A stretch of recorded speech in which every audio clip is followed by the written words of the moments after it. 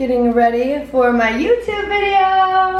Ellis behind Stay the tuned. Make sure to subscribe. I'm gonna be talking about everything I've been through, all the experiences I've had, how I got to where I am, and a lot of crazy things that you guys don't know about are about to be unleashed. And action.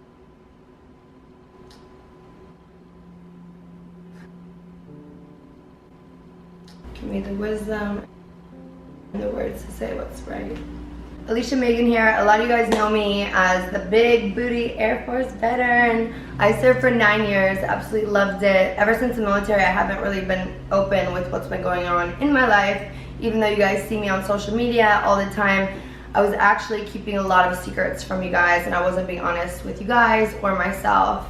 And I hid behind the camera for a very, very long time. And now I feel like I'm in a place where I can share my story and I'll be able to help so many people. This is hard. Like, I've done bodybuilding, I've boxed back China, I kicked her ass. Hope you guys watch that. But talking about, you know, what's going on in your life, or like, that's a lot harder than anything else. Trigger warning, guys, what I'm about to talk about is domestic violence, substance abuse. For a long time, you guys have seen me bodybuilding, you know, looking happy, all this, but I've never been in a place where I could be honest with you guys or myself. And for the first time, I'm able to do that, and so I'm able to tell my story, and hopefully it will help you guys in some form or fashion. Make sure to share it with somebody if you feel like they're struggling with this as well. I'm from a tiny little town, Platteville, Nebraska. Both my parents are foreigners, came from nothing, so I really knew what hard work was, because my parents are very successful now. So growing up, I've always been like a hard worker, very competitive, into sports. I even, if you guys can believe this, I even went door to door and asked people if they're going to heaven when they died. I was very intense into religion and the church, which is funny because you know what I do now? Working on that. So when I was 19, I was going to college. I had a nice car. I had pretty much everything you could think of. I had my own townhome. My parents were just like, we want you to be successful. So I, though, on the other hand, was bored going to college, and I was like, I want to, you know, have a career and go to college. So I joined the military, 19 years old, was crying every night, like, what am I doing? But I'm so glad I did. It was one of the best decisions I ever made. I got really lucky. I was stationed in Florida, where I started my bodybuilding, and that's when I started Instagram. I was very successful when I was in the military. I got my degree. I was in charge of doctors, in charge of sections. Yeah, I was the best at my job. Anything that I touch in life, like, even if it's something I don't like, I still, because I'm so competitive, I'm gonna put my all into it.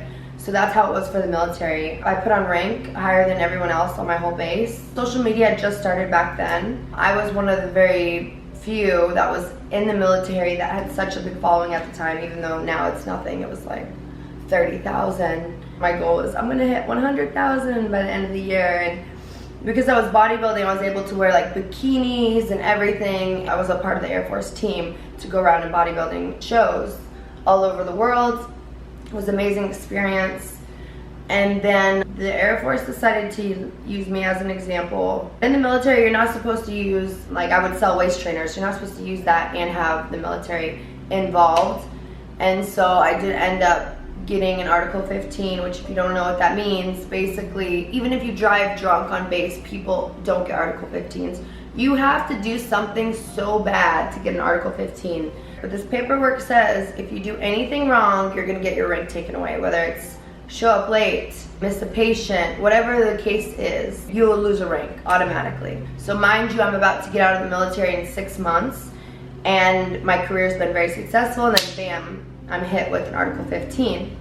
That's gonna do something to your pride when, you know, you've given 9 years of your life to the Air Force, and now you're getting in trouble over silly things. But what I didn't know is that they had planned to use me as an example. So imagine 6 months out, now I'm hit with this Article 15, and all of a sudden my anxiety, which I already had anxiety, really bad anxiety, my anxiety went through the roof, because now I can't even sleep because I'm afraid I'm not gonna wake up in the morning to get up for work. So I had so much anxiety. All of a sudden, like, I was having issues at work because I had gotten so sick physically and mentally from the Article 15. She even asked me, the attorney, she was like, have you slept with an officer? Like, what have you done? Because I'm looking at your record, and your record is, oh my God, amazing. Like, you've never had a write-up for anything. You've never gotten in trouble. Like, everyone loves you at work, besides some people that were obviously higher up. So it was very hard on me, and I didn't have the support. I was in England. Because I was focused on social media, I didn't really have any friends. I just went into work, did my job, went out and did posting, working out, you know, I was just always hustling. So that was pretty much my life. So they ended up taking my rank over stupid things, and at this time, I was in a very abusive relationship with this guy, long distance, very, very unhealthy. And my relationships in the past, they were basically long-term relationships, 4 years, 2 years. I was always faithful. They were gone like 9 months out of the year, every year. So I was basically, should have been single. Anyways, they cheated. Great, love you guys. And that's when I started drinking at night, just to like help me with my anxiety, because I always felt like a knot, like a constant knot. Since I got the Article 15, I would have panic attacks almost every day at work. So it was really bad, rough, last 6 months. I didn't even have it going away. Didn't get a plaque saying thank you for the 9 years. So it really hurt me a lot. Looking back, I can see where I definitely pushed the limits when it came to the military, but I was really good at my job, but I wasn't a regs girl. So you gotta be into the regulations if you want to be in the military. Towards the end, was really hurt by the military, and then that's when I blew up on social media. I got like 150,000 followers in like a day. An article had been written about me that was posted all over the world, and it was kind of like, ha, to the military, since they obviously didn't like me showing that I was in the military and in the public eye. But then this article came out when I was out, which is kind of like karma, especially when it's on your computer at work for everyone at work to see. So I was in this abusive relationship, which ended up carrying on to me moving out to LA, where I wanted to start social media and really get with all these influencers, and I had all these big dreams of what I was gonna do and how it was gonna be. And the guy that I broke up with, who was abusive when I was in England, I ended up getting back with him, and the abuse just got worse and worse, and I didn't have anybody in LA besides the girl that I had lived with. And that's when I learned what drugs were. He was obsessed with cocaine, completely obsessed. Didn't want me to talk to my mom, wanted me to basically have nobody, which is very common in domestic violence. But yeah, sexually, physically, he would take my head and like slam it against the glass, punch me in the stomach, like I couldn't even have air. I had bruises on my face. And then at one point, I tried to share that with you guys, but I wasn't healed at all. At this time, I lived with my parents. Eventually, I got some support, and I had a friend who came down and helped me leave LA because it was just not gonna stop. The abuse, the drugs, and I was still really sick from the trauma. And he had moved on and was like, you know, obviously with another girl, because that's what sociopaths do. While I was just sitting like, what the heck? I just went to LA, basically got drugged up for 6 months, beat up, and now here I am at my parents' house. Like, what am I gonna do with my life right now? Like, I was so nervous to even leave the house. I felt so embarrassed that I was showing you guys I was in the military. I even, you know, spoke against domestic violence, how to prevent domestic violence, sexual assault, and yet every day it was happening to me. I couldn't even look at myself in the mirror. It was hard. That was like the hardest time. And for my family, like what I put them through, like knowing like every day I was being abused, and that was tough. And they always believed in me that I would get out of it. So he had took in like most of my money, used it on drugs, pay his credit cards, everything. I was still really sick at this time from the abuse, from everything, from the trauma.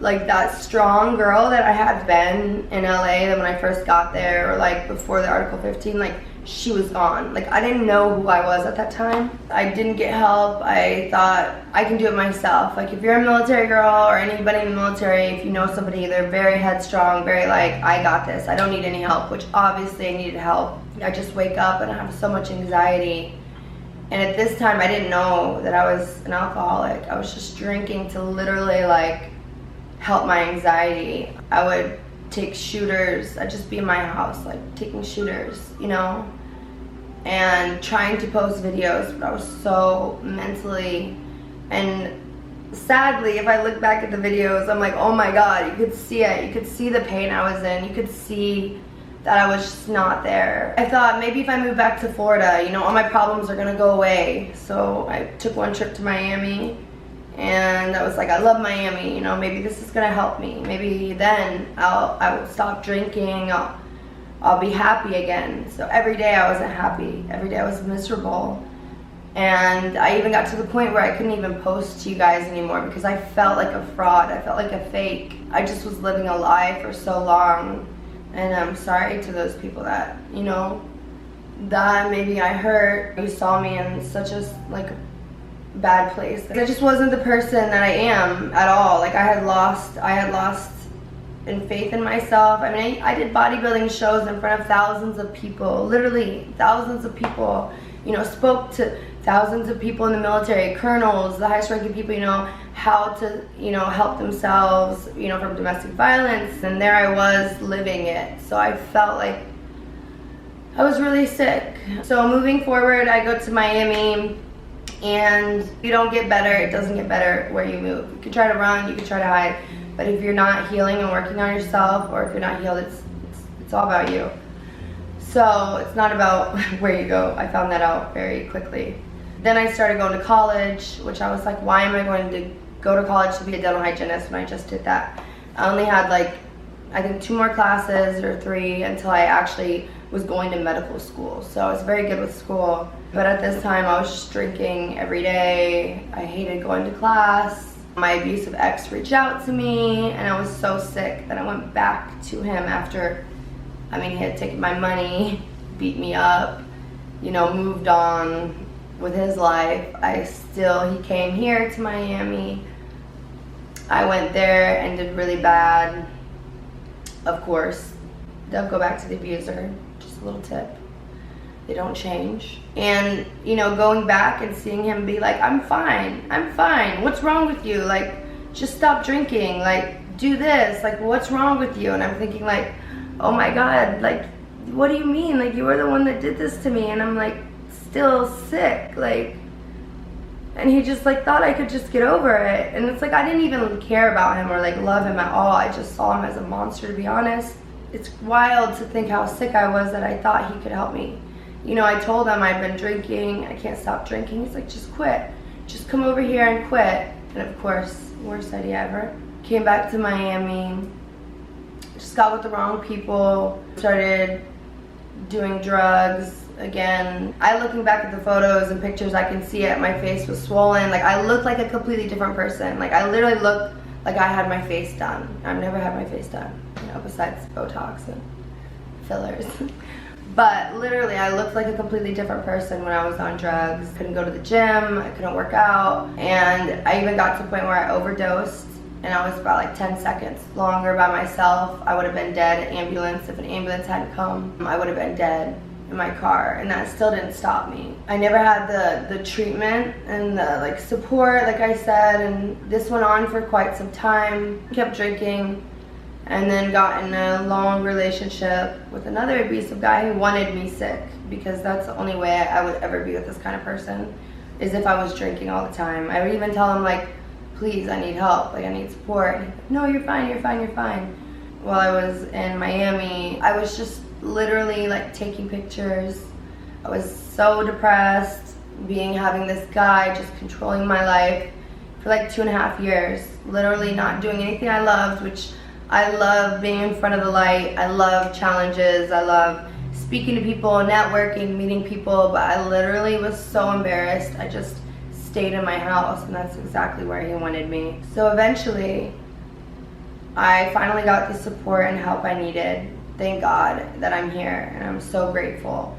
And I don't believe I went through all those things, you know, to keep it inside and just pretend like, oh, everything's great now. Like, I have this story and I've survived for a reason, to help somebody. So whoever is like listening, just know that you're not alone. And you know, get the support and get the help you need, because nobody deserves to be abused or hurt by anybody that they love. And it makes you, you know, it changes you, you know, like, you know, thank God I'm still like this sweet, loving person. But, you know, it makes you change the way you think about people and men, yeah, so get the support, get the help you need, because, you know, you don't need to be the victim anymore. You don't need to sit there feeling bad for yourself or like, why did this happen? Like, you have got to take responsibility, and that's exactly what I did. I took responsibility. I'm like, I can't do this on my own. And I knew that this toxic person, if I was with them, I would keep drinking because I was just numbing my pain from being in this toxic relationship, you know? And eventually I said enough, like, I've got to do something. So I took initiative, paid out of pocket, whatever, to get whatever I needed. And thank God, you know, like, if it wasn't for him, I wouldn't have gotten out of this. Like, he saved my life, and he saves me time and time again, and it's for a purpose. And right now in my life, like you guys see on social media, me, you know, like twerking and like showing my butt, but I'm more than that. I have so much personality. I'm funny. I'm like, you guys don't see a lot of that side of me, besides people who've probably been following me for a while or that know me personally.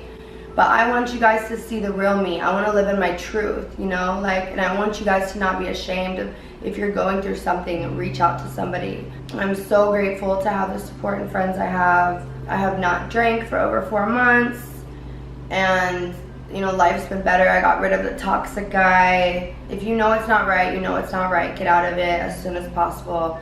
So ever since then, life's gotten good again. I boxed Black China at the same time. A lot of you guys didn't know that. I was only like sober for maybe a month, I think, before I got told, hey, you're gonna box Black China. I feel like I'm being rebirthed again, you know, rebirthed as a new person. I'm gonna be changing my social media. I'm gonna be helping people. I'm gonna be telling my story. I'm gonna be, you know, doing interviews, podcasts. I want to help those people out there, and life isn't all about the booty, but it is. But it is still, though. I'm so grateful for everything that's happened in my life, because if those things didn't happen, I wouldn't be able to share this story and help somebody. So I'm in a place now where I've accepted the things that have happened, and I'm stronger because of them. Just grateful to be alive. I call it God. Like, there's no other reason. I was like sick of the cycle, and I was like, I'm better than this. I'm better than this. I'm better than this every day. Just telling yourself, I'm better than this. Why is this happening?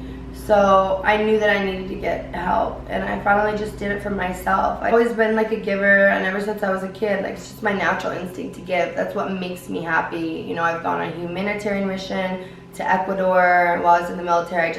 That's my passion, is helping people. And I'm really excited for my journey, and I hope you guys come along with my journey and see my growth and my spiritual growth and all these different things that I'm working on. And I hope to be a good example. You don't have to stay in the darkness. There is light, and I hope that, you know, you find that light. If my stories helped you guys, please share, please comment. You know, a lot of people, especially in social media, we're so good at putting on a face. We're so good at pretending like everything's great, when a lot of times it's not. Every day it's just a work in progress, trying to be better, trying to work on myself. And I hope that you guys are too, and just stay tuned. Stay along for this wild ride, and I'm excited for the next chapter of my life, and you guys are gonna see it on IG. I'm still Alysia Magen, always been, just going back to my true self. And I love you guys. Thank you for always being a fan. I hope my story helps somebody, and that's all. And cut.